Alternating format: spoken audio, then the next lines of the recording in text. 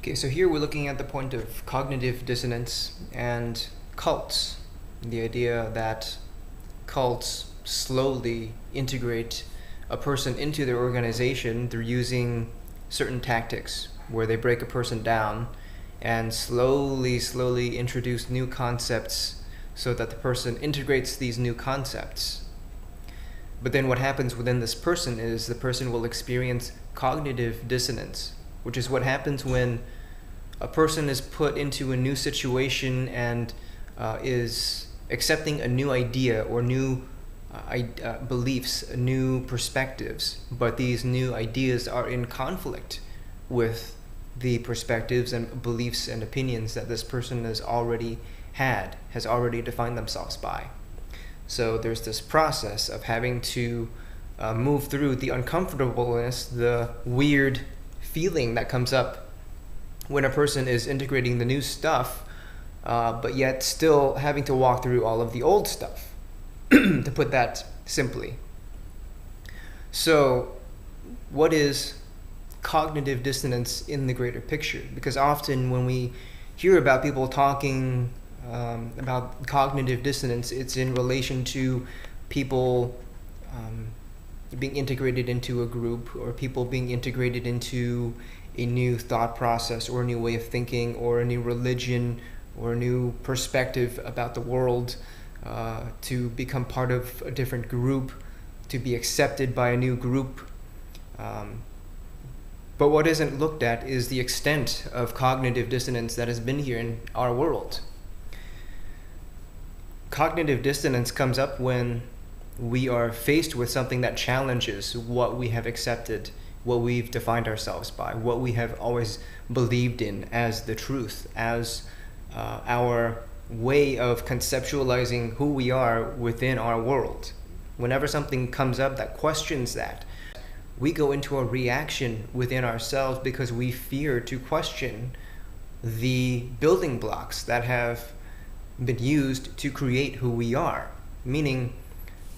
we fear to examine and be self-honest with what we have participated in within our lives. We fear to examine and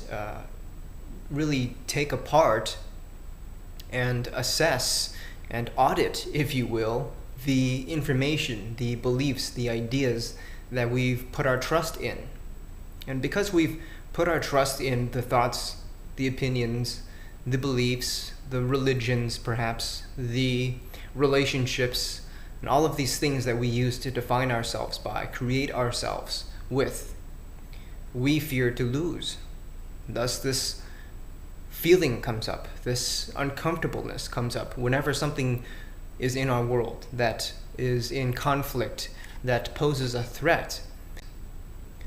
So when that feeling comes up of, ooh, I don't like this feeling, I want to be a part of this, but it means I have to give up a part of myself, and I don't really want to do that. What does that actually imply about human nature, if we can call it that? What does that actually imply about who we are? Is who we are actually real, or are we simply the result of the programming that we accept, the programming that we participate in and define ourselves by? I would say that cognitive dissonance has been a part of the human condition since birth. At the moment of our birth, we are already indoctrinated. We are already given a set of rules. We are born into a system where we are told, we are trained, we are programmed, we are given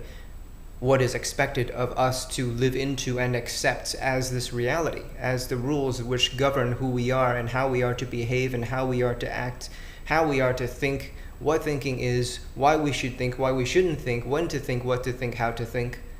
what to feel, how to feel, when to feel. All of these rules and definitions that are handed down to us from our parents, from our society, from our schools, from our media, from our world, all of this has become who we think we are in relation to all of this information, all of this programming. We've accepted it and allowed ourselves to believe that that is what I am. So when something comes up that questions, something comes up that causes us to have that moment of having to reflect and having to perhaps consider that the information that we've been given since birth might not have been factual, or consider that the beliefs and opinions that we've allowed ourselves to form ourselves by might not actually be what we think it is, we go into fear, we go into a panic, we go into a heavy resistance, because it would mean that we might have to face losing a part of ourselves. We might have to face letting go of something that we've so defined ourselves by. And when this happens, it's much easier to go into the reaction and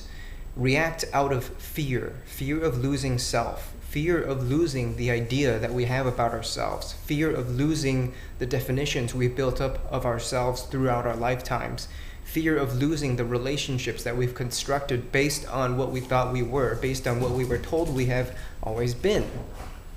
We go into that reaction of fear of loss, and then it becomes easier to blame, easier to separate, easier to react than to allow ourselves to drop our definitions and consider information unconditionally and trust ourselves and have a point of self-honesty when considering new information, so that we're not allowing ourselves to just blindly trust as we have always done throughout our lifetimes. We've blindly trusted ourselves to the information that we've been given, the information that we allow ourselves to be programmed by. So for those that have reactions to destiny or to anything, first, it's to look at what it is you're actually reacting to bring that into the full perspective of realizing that we have all been participating in one huge cult, the cult of humanity, the cult of human beings believing that we are our emotions, that we are the movements inside ourselves that we apparently have no control over. We are all followers of the cult of money. We are all followers of the cult of fear. Fear of ourselves, fear of the afterlife, fear of losing who we are as our definitions of ourselves. So we do whatever we can to keep ourselves in check and protect our self-identity, and we rally and we wail against anything that might challenge that idea about ourselves. We are all participants in the cult of not taking self-responsibility for ourselves, for each other, for this world. We are all participants in the cult of accepting the world as the way it is because we trust the experts, we trust the information outside of ourselves, and we give that information value greater than ourselves, and we separate ourselves from the ability to stand up within this world, within ourselves, to see clearly that we have all been duped, that we have been participating in a huge trap of cognitive dissonance, because we have so defined ourselves by what we think we are that we have blatantly and evidently refused all common sense. We have refused to admit to ourselves, because of our ego, because of our self-interest, that we are abusing ourselves, we are abusing this world, we are abusing our environment, that we are not in fact living in a way that is sustainable. And because of this ego, because of this cognitive dissonance, we don't want to accept that. We don't want to embrace that new idea fully. We don't want to actually accept and see for ourselves what we're doing, because it's easier to trust others, easier to go to religion,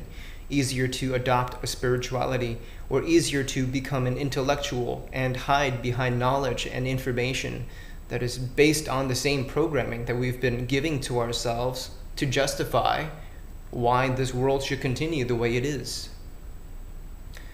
So yes, cognitive dissonance, it is real, but it's to really investigate ourselves and be self-honest, so that we're not just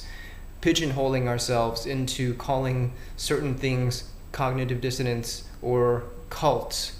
without realizing the full implications, without realizing that we have all been duped that we've duped ourselves and each other for a very long time in this huge collective cult of humanity that is not actually supporting life, that is not actually operating from a starting point of what actually makes sense, a starting point of supporting each other, a starting point of realizing that we have to share this planet together and that we have to find a solution because we're the ones that are here, we're the ones that are participating in the systems, we're the ones that are allowing the systems to continue, thus we're responsible. So let's investigate, let's stand up, and let's allow ourselves to forgive ourselves first and foremost, and let go of our ego, let go of that fear of facing ourselves and questioning ourselves. Let go of the fear of destiny, let go of the fear of self-honesty, let go of the fear of losing what we think we are, because what we think we are has created a world that does not support life. And it is best to let that go so that we can support life, so that we can actually have a world where we're comfortable, where we don't have to have this cognitive dissonance anymore. That's the world that I'd like to be in, and I ask all of you to join us. Thank you.